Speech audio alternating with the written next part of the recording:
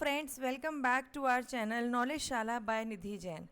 Friends, अगर आप channel पे पहली बार आए हैं तो प्लीज़ चैनल को सब्सक्राइब कर लीजिएगा और वीडियो पसंद आता है तो वीडियो को लाइक किया कीजिए। वीडियो देखकर मत निकल जाया कीजिए, वीडियो को लाइक कीजिए, उसके नीचे कमेंट कीजिए।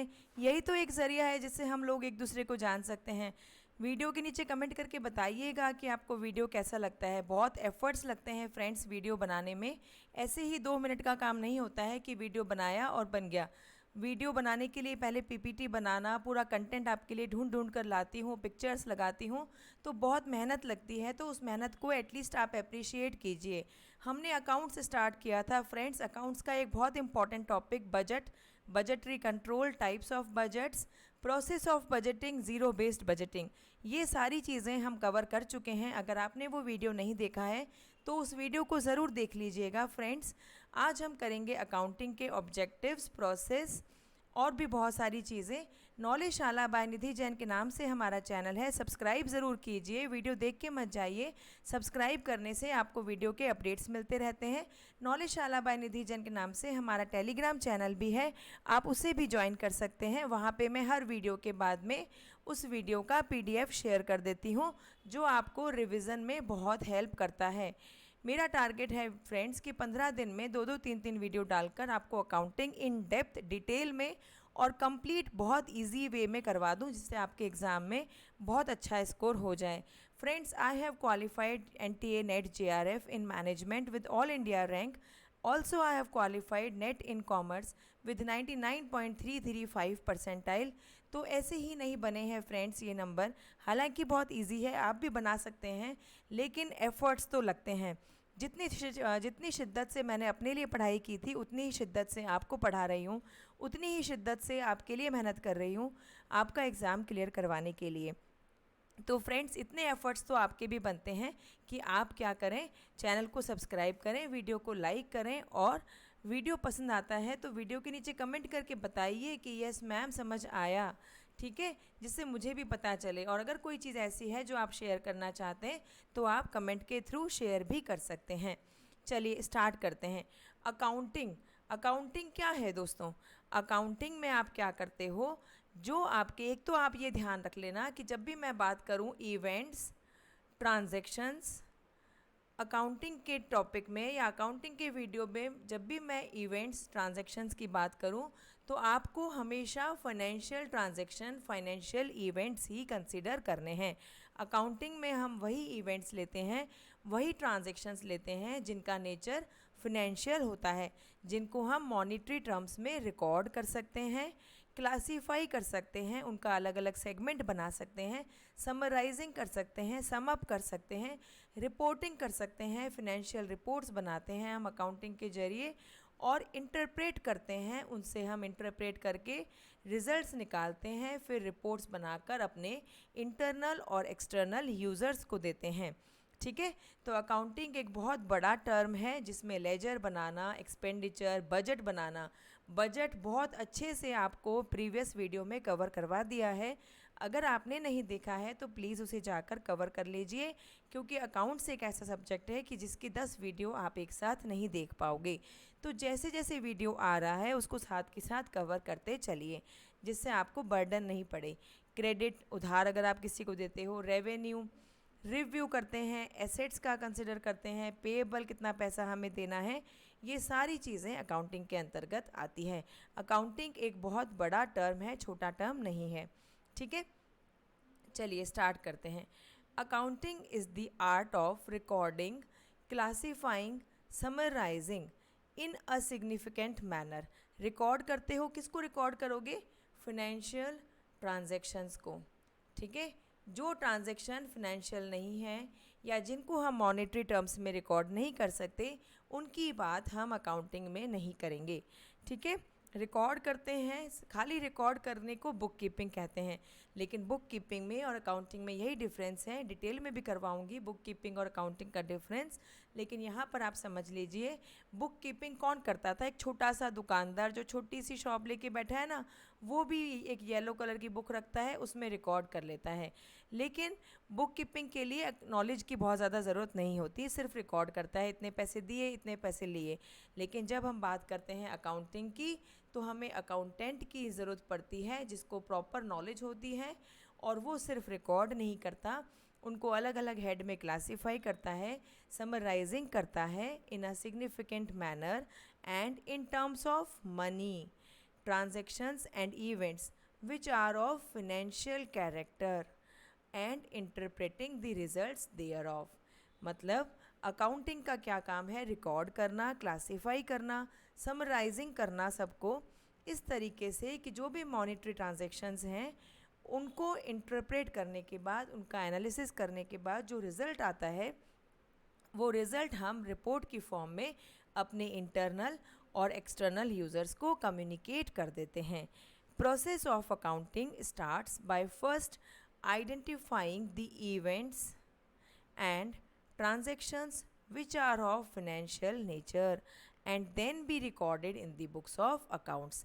अकाउंटिंग स्टार्ट कहाँ से होता है, सबसे पहले आपको क्या करना पड़ता है, उन इवेंट्स को, उन ट्रांजैक्शंस को आइडेंटिफाई करना पड़ता है जो मॉनेटरी टर्म्स में रिकॉर्ड किए जा सकते हैं, जो फाइनेंशियल नेचर के हैं, और फिर उनको रिकॉर्ड करते हैं हम बुक्स ऑफ अकाउंट्स में। ठीक है, आई थिंक समझ में आ रहा होगा, बहुत ईजी वे में समझा रही हूँ। Accounting is a system providing information about business transactions to the users based on which decisions and judgements are made. Record करने के बाद हमारा काम ख़त्म नहीं होता है, हम क्या करते हैं, उनको क्लासीफाई करते हैं, समराइज करते हैं, फिर एनालिसिस करते हैं, इंटरप्रेट करने के बाद रिपोर्ट्स बनाकर अपने यूज़र्स को देते हैं। वो यूज़र्स क्या करते हैं, उन रिपोर्ट्स के बेसिस पे, जिनको हम फाइनेंशियल रिपोर्ट्स कहते हैं, उनके बेसिस पे आने वाले फर्दर जो डिसीजंस होते हैं, जो जजमेंट्स होते हैं, जो ऑर्गेनाइजेशन के लिए बहुत ज़्यादा ज़रूरी होते हैं, उनको लेते हैं। ठीक है, तो वो डिसीज़न लेने के लिए हमें क्या करना पड़ता है, उनको रिपोर्ट्स देनी पड़ती हैं। अब हम बार बार बात कर रहे हैं अकाउंटिंग की, तो अकाउंटिंग होती कितनी टाइप्स की हैं, चलिए देखते हैं। There are various types of accounting.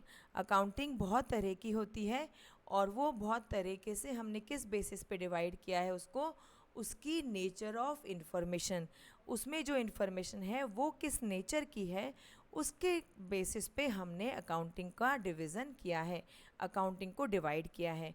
Financial nature की है तो फाइनेंशियल अकाउंटिंग, अगर मैनेजमेंट से रिलेटेड कोई इन्फॉर्मेशन उसके अंदर है तो management accounting, accounting system design, non for profit accounting जहाँ पे प्रॉफिट की बात नहीं करते हैं, कॉस्ट अकाउंटिंग जो सिर्फ कॉस्ट को कंसिडर करती है, टैक्स अकाउंटिंग जो टैक्स को मद्देनज़र रखती है, बजटरी अकाउंटिंग जिसमें प्रोसेस ऑफ बजटिंग कंसिडर किया जाता है। बजट और बजटरी के तो बारे में आप मुझे कमेंट करके लिख के बताना कि आपने बजट वाली वीडियो देखी है या नहीं देखी है, और अगर आपने नहीं देखी है तो भी कोई प्रॉब्लम की बात नहीं है, यहाँ पे आप अपनी कन्वीनियंस के अकॉर्डिंग प्रीवियस वीडियोस में जाकर देख सकते हैं। हम बार बार बात कर रहे हैं अकाउंटिंग में इंफॉर्मेशन यूज़र्स को देते हैं, यूज़र्स को देते हैं। यूज़र्स कौन होते हैं? There are two types of users in the accounting, internal and external. Internal users कौन से होते हैं? इंटरनल नाम से ही पता चलता है, जो हमारे ऑर्गेनाइजेशन के अंदर के जो यूज़र्स होते हैं, जैसे हमारा मैनेजमेंट, ठीक है, बोर्ड ऑफ डायरेक्टर्स, और ये लोग करते क्या है, मैनेजमेंट क्या करेगा, मैनेजमेंट अकाउंटिंग करता है, ठीक है, और डिसीजंस लेता है ऑर्गेनाइजेशन के। और होते हैं हमारे एम्प्लॉयज़ जो हमारे ऑर्गेनाइजेशन के अंदर काम कर रहे हैं, ठीक है। एक्सटर्नल यूज़र्स वो होते हैं जो हमारे ऑर्गेनाइजेशन के बाहर के हैं, जिनका ऑर्गेनाइजेशन के अंदर से कोई लेना देना नहीं है, वो ऑर्गेनाइजेशन के आउटसाइड एनवायरनमेंट में रहते हैं। जैसे हमारे इन्वेस्टर्स जिसने बिज़नेस में पैसा इन्वेस्ट कर रखा है, क्रेडिटर्स जिन्होंने जो हमें पैसा देते हैं, जिनसे हमने पैसा उधार ले रखा है, वो होते हैं क्रेडिटर्स, ठीक है। सप्लायर्स कौन से होते हैं? जो हमें रॉ मटेरियल सप्लाई करते हैं। कस्टमर्स कौन होते हैं? जो हमारा ऑर्गेनाइजेशन का सामान खरीदते हैं, और ये बहुत इंपॉर्टेंट होते हैं। टैक्स अथॉरिटीज़ जिनको हम टैक्स पे करते हैं। And last but not the least regulatory authorities, जो हमारे रूल्स और रेगुलेशन का फ्रेमवर्क हमें बताती हैं। ये देखिए यहाँ पे भी आप समझ सकते हैं, एक्सटर्नल यूज़र्स में financial accounting provides external users with financial statements. External users क्या करते हैं, फाइनेंशियल अकाउंटिंग को कंसिडर करते हैं, उससे होने वाली इन्फॉर्मेशन फाइनेंशियल रिपोर्ट्स की फॉर्म में हम इनको देते हैं। तो ये फाइनेंशियल स्टेटमेंट्स को देखकर ये पता लगाते हैं कि हमारे ऑर्गेनाइजेशन की फाइनेंशियल कंडीशन कैसी है।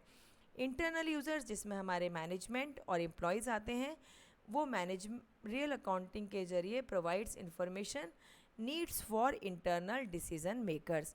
ऑर्गेनाइजेशन के अंदर के डिसीजन को बनाने में मैनेजमेंट अकाउंटिंग का बहुत बड़ा रोल रहता है। चलिए, ऑब्जेक्टिव्स ऑफ अकाउंटिंग। अकाउंटिंग करने की ज़रूरत क्या है, इतना सारा सिलेबस में अकाउंटिंग ऐड कर दिया, इसकी क्या ज़रूरत है? बहुत ज़रूरत है फ्रेंड्स। कोर ऑब्जेक्टिव क्या होते हैं जो बहुत इंपॉर्टेंट हैं, कि सबसे पहले एक्यूरेट बुक कीपिंग हो। Book keeping is the first step to start accounting. ठीक है, बुक कीपिंग का मतलब क्या है, रिकॉर्ड करना ट्रांजैक्शंस को। तो अगर आपने रिकॉर्ड ही गलत कर दिया तो आप इन्फॉर्मेशन गलत जनरेट करोगे, और अगर गलत इन्फॉर्मेशन जनरेट करोगे तो अपने यूज़र्स को भी गलत इन्फॉर्मेशन दोगे और वो गलत रिजल्ट्स निकाल लेंगे।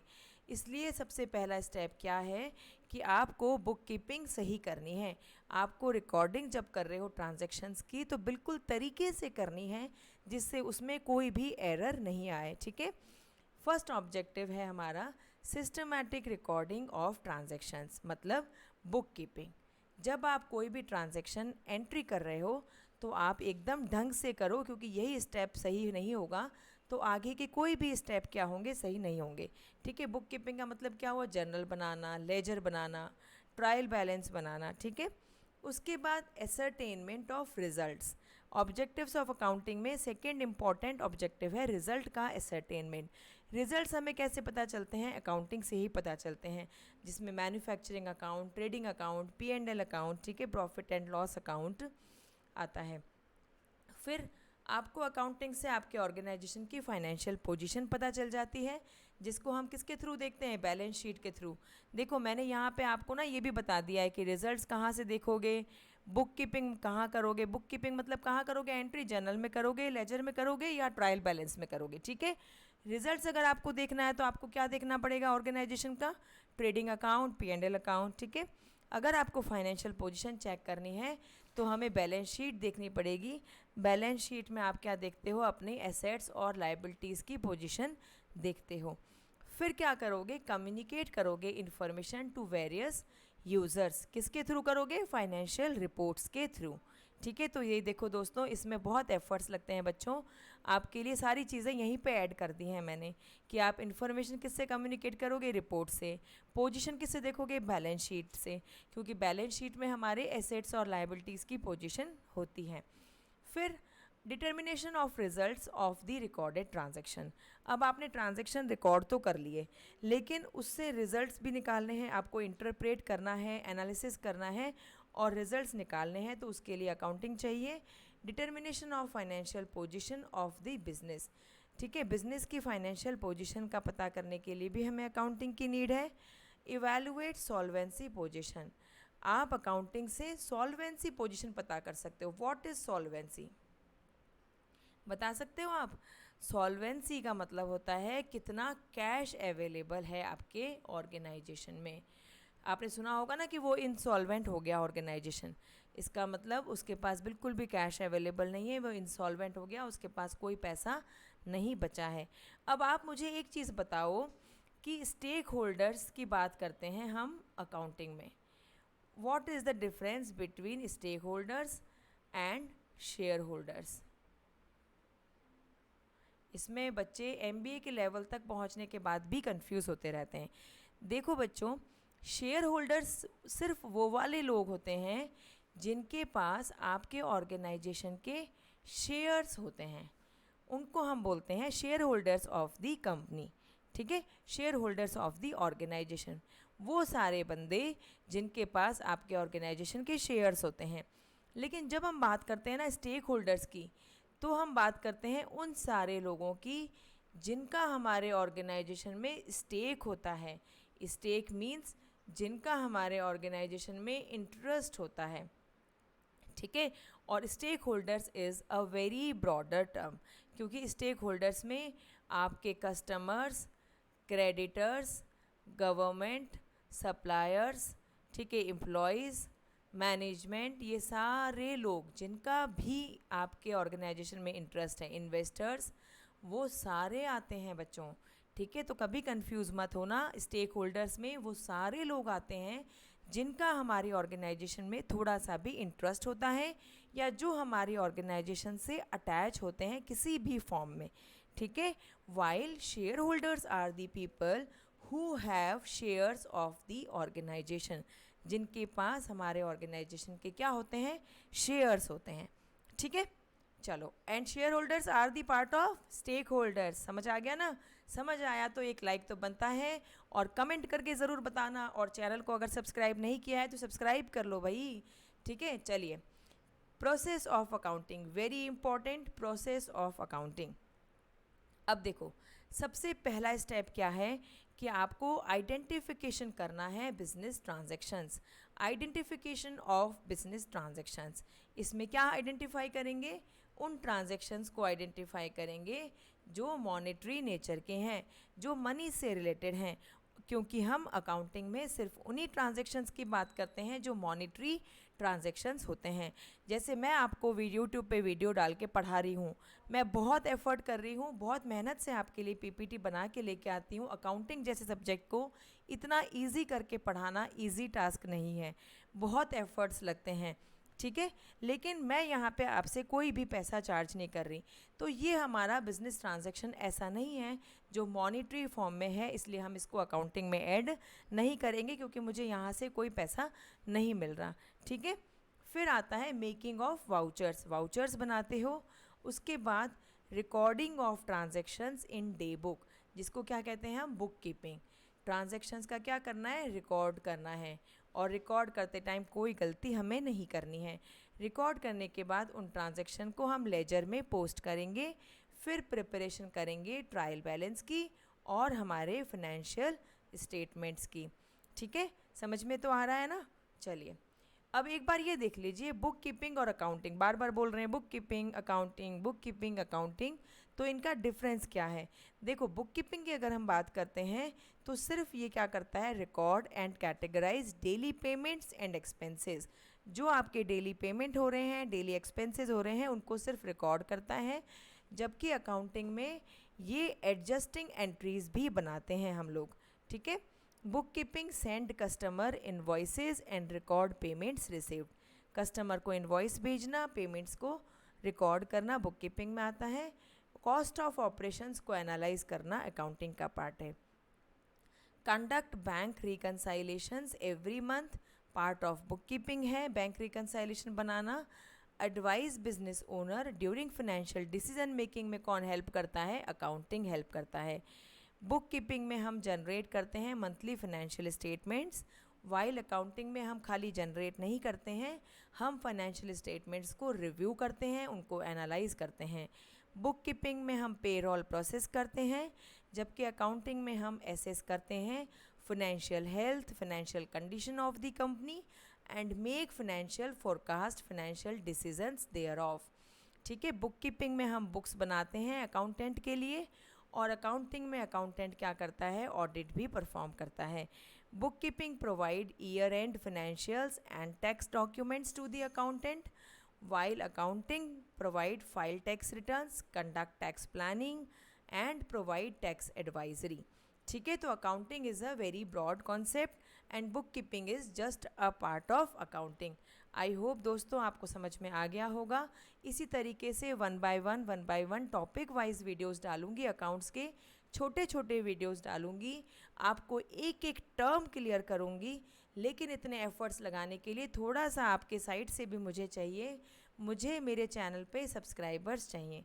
आप सब्सक्राइब कीजिए, अगर आपको वीडियो पसंद आता है तो प्लीज़ वीडियो को लाइक कीजिए, अपने उन दोस्तों के साथ जो जेन्युइनली पढ़ाई कर रहे हैं उनके साथ। नॉलेजशाला बाय निधि जैन हमारा चैनल है, उसको शेयर कीजिएगा, ठीक है। और इसी नाम से हमारा टेलीग्राम चैनल है, आप उसे ज्वाइन कर सकते हैं, जहाँ पे वीडियो डालते ही मैं आपके साथ PDF नोट शेयर कर देती हूँ। जो आपको रिवीज़न में बहुत हेल्प करेंगे। आप अपने एग्ज़ाम से पहले इनको रिवाइज़ करके जा सकते हैं। हर वीडियो के एंड में बोलती हूँ, पैनिक मत करिए, आराम आराम से पढ़िए, थोड़ा थोड़ा थोड़ा थोड़ा करके सारा काम हो जाएगा। बहुत सारी चीज़ें हम लोग कवर कर लेंगे, आप बस वीडियो मिस मत करिएगा, देखते रहिएगा। अपना ध्यान रखिए friends, bye bye, take care.